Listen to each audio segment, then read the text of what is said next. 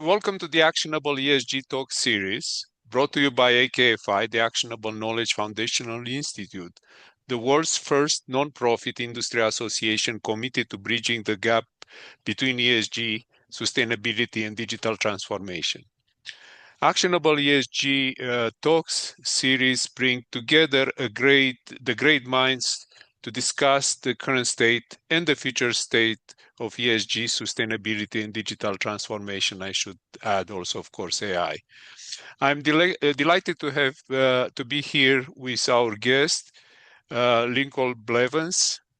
And we're going to talk about the inside the energy transition, trends, techs, and the truth. A brief part of Lincoln's bio. He's a distinguished leader with over 30 decades of experience at the forefront of the global power industry, a sector that has undergone profound transformation from its regulated roots to a dynamic competitive arena. I shall add that electricity and energy is the engine for everything we do today. He has dedicated his career to leading, educating, and inspiring individuals and organizations to seize actionable opportunities that promote both doing good and doing well in today's intricate world. That seems to match exactly the role of sustainability, which is based on the three pillars: the people, the planet, and of course the profits. So without further ado, I would like to welcome again Lincoln to the show. And I would like to start with a global perspective on sustainability. And before I start, actually, I want to mention, and I'll ask Lincoln, how many languages are you not familiar, but fluent in, and your international background? I have been pretty good at French, Chinese, and Japanese, but that was a long time ago. They're stuck way back here in the back of my brain now. We'll not bring back to the front today, but definitely it's easy to bring them back when you travel, and I'm sure. And with your background, how do you see sustainability strategies, and how do they differ? They are different across different regions that you travel or you're familiar with, and of course the cultures in each region. Yeah, no, it's very true. I think the world is taking different paths or different mindsets, really, towards sustainability. In the U.S., it's very balkanized. Here in California, we're really leaning in on sustainability. We have a policy framework and policy makers who are very much leaning into sustainability of all kinds. Whereas in other states, other parts of the U.S., it's much more, if not anti-sustainability, at least non-sustainability. Of course, there are other states in the U.S. that, like New York, Massachusetts, for example, Illinois, that are also very progressive. Around the world, though, I think you're seeing, again, different mindsets, different approaches. In Western Europe, for example, in the EU, very, very progressive, very, again, leaning in to sustainability in ways that, frankly, resonate very, very well with what we're doing and how we're doing it in California. Other parts of the world, I think you see varying levels of ambition and varying levels of implementation. But frankly, I had hoped that the U.S. as a whole would be a global leader in this effort. And it turns out that, like very many things in the U.S., it really comes down to the individual states and not the U.S. as a whole to move things forward. So I think, just in general, looking around the world, you're seeing a whole lot of different versions of inspiration and mindset, and a lot of different versions of implementation, and methods of implementation around the world. So it's a very, very dynamic, very interesting time. Thank you, Lincoln. And of course, this balkanization, as you mentioned, and these differences make the whole transformation process less efficient because there is an underlying industry, for instance, which actually helps with the transition, helps with the environment, helps with measuring social, for instance, and so on. And if we look at the energy trends, because of your expertise in energy, and I think the energy industry will have to, and specifically the electrical production industry, has to go through a whole transition process from fossil fuels to renewables. And how do you see this trend?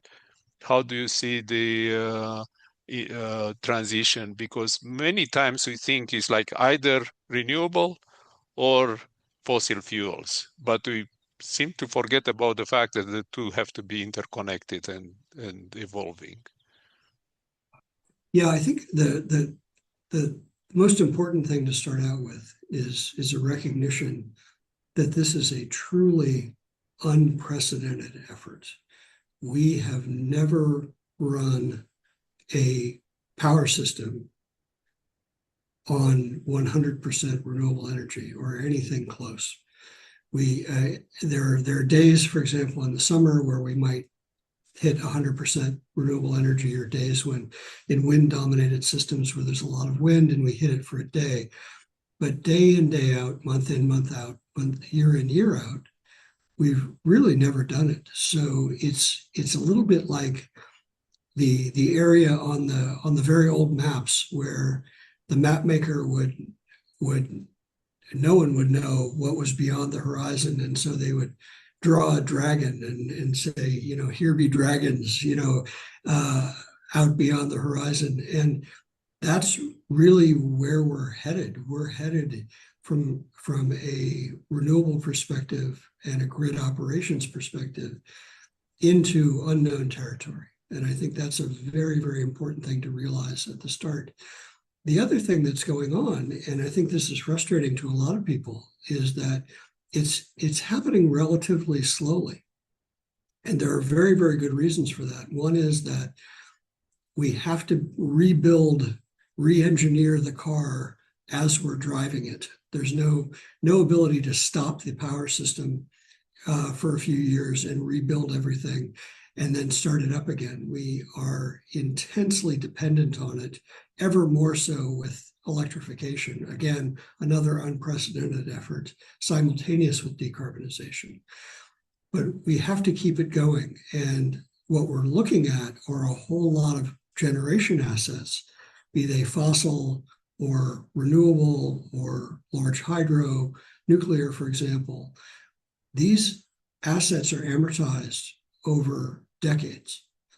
And as a result, unless we want a massive economic shock, which we don't, of writing off trillions of dollars worth of assets, we are really compelled to run the fleet as it exists as long as possible.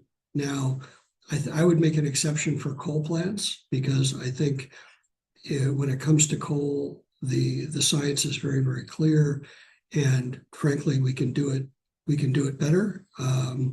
But again, with gas plants, with the other aspects of the system that aren't quite future forward enough, these are assets that are amortized, are financed over decades. And not only do we need to let that financing run out, so we need to keep operating those things as efficiently and as cost effectively and carbon effectively as possible. But it's also a transition. It's not a light switch. And so having, for example, natural gas-fired power plants in the system is actually what allows increasing amounts of renewable penetration. Those things actually work hand in hand, because as crazy as it sounds, and this, I still can't get my mind around this, electricity needs to be consumed the instant it's produced. It's still relatively inefficient to store electricity, and there isn't that much storage out there. So it's really a question of matching instantaneous generation with instantaneous load within some limits. And with a increasingly renewable heavy system where storage hasn't really caught up yet, we are still facing a situation where we need dispatchable assets like a natural gas plant, something you can throttle up and throttle back on very short notice to maintain that balance between instantaneous generation and instantaneous load. So it really is a transition in the biggest sense of the term. The other part that I would point out is transmission, and this is a huge challenge. Talk about long-lived assets. I mean, we're talking about 50-year assets, billions and trillions of dollars of assets.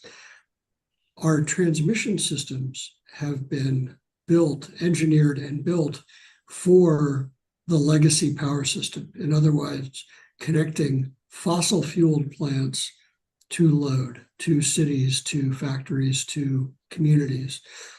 What we're finding is that where the best place to put a fossil fuel plant, for example, next to a great big body of water, so you can do once through cooling, for example, is really not the optimal place to put a solar farm or a wind farm. And so we're having to adapt a physical stationary system to a circumstance where the best place to generate power has changed.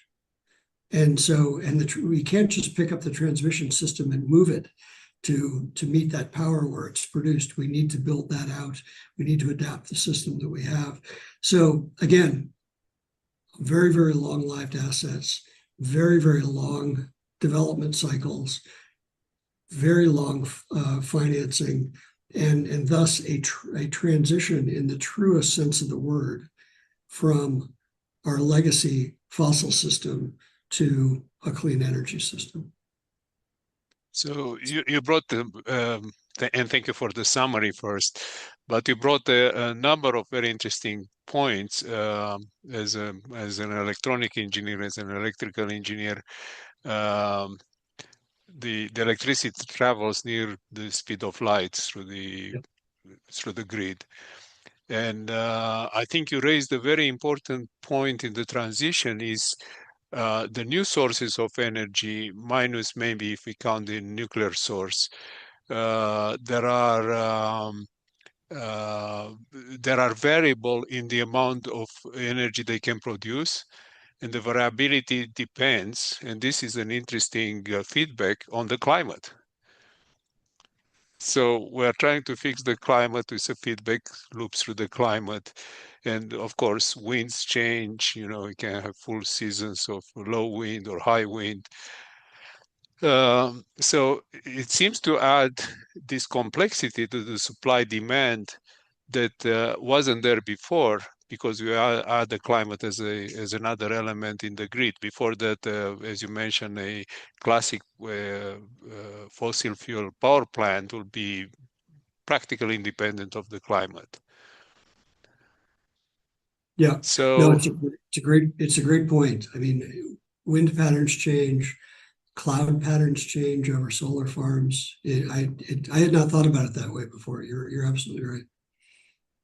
So we have a feedback loop which we have to consider. We're trying to fix the climate problem, and we engage the climate in the equation, in the loop. And when you look really from a practical view, and you touch a number of points, starting with the fact that We're talking about infrastructure, long-term capital investments, which needs to be paid over tens of years, depreciated, and so on, which raises a whole problem of how fast the transition can be. One observation, the transition and to the prior discussion about different geographical regions, if you look at the telecom industry, for instance, the developed world had to go through each step of the transition from analog lines to digital to voice over IP to data and so on. So the developed countries had to incur the capital expenditure of each transition, while the developing countries, Brazil comes to mind, can leapfrog. They can go back and start.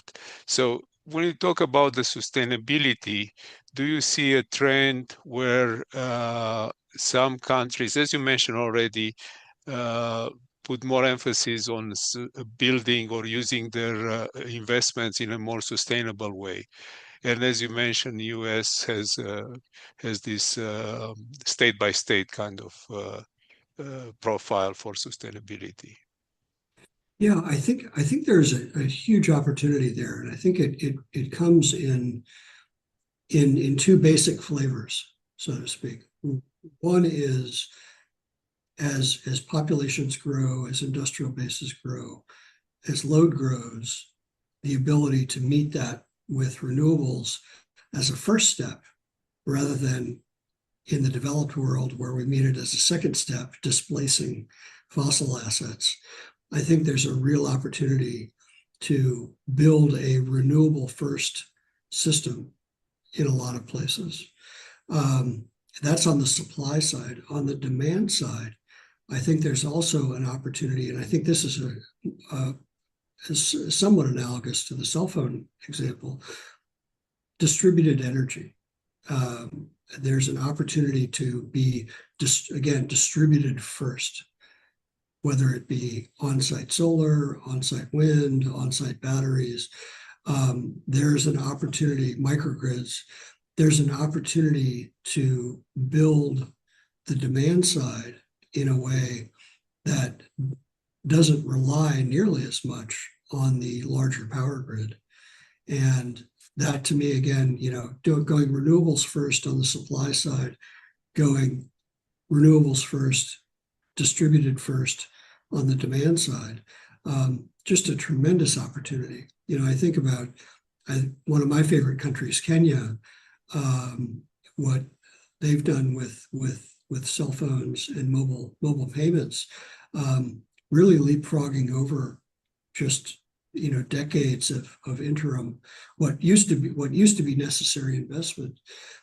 There are real opportunities there, but it takes seeing the world through that different lens and thinking about renewables first, distributed first, and that's difficult for a lot of utility people. I think we have a drug in the utility business. It's called construction. We love to build things. We love to build big things in particular.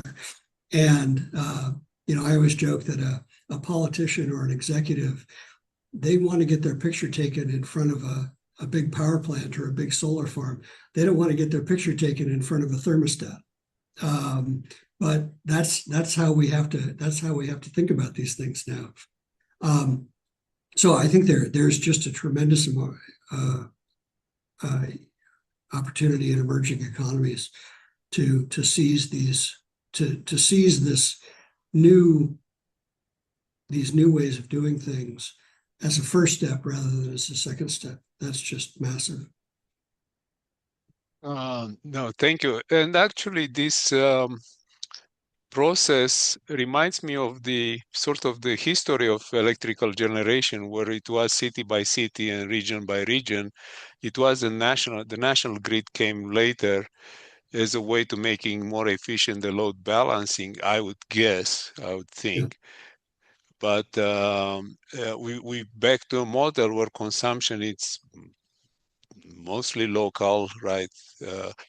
And I think it can be better matched And again, going through this feedback loop of the environment, some cities may have a lot of solar that are in the south or in an area with a lot of sun, top of mountains, so they can produce enough energy for themselves with minimum storage.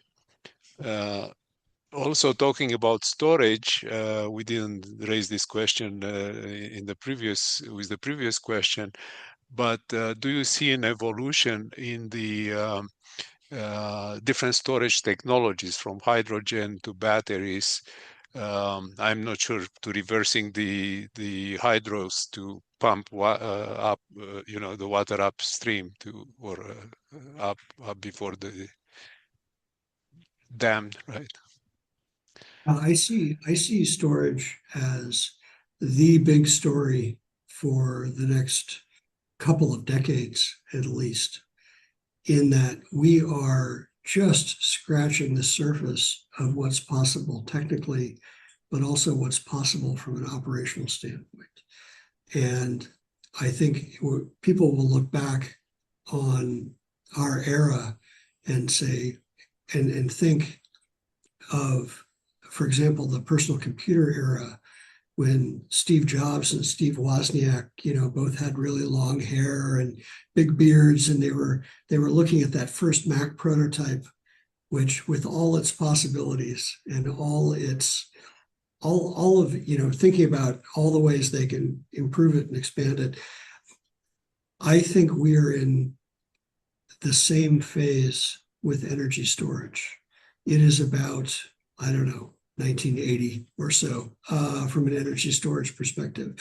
And I say that from a couple of different perspectives. I think we're learning much more about battery chemistry. We're finding a lot more options other than lithium ion, which is a good technology, but I think we're looking at different options to create different operating characteristics.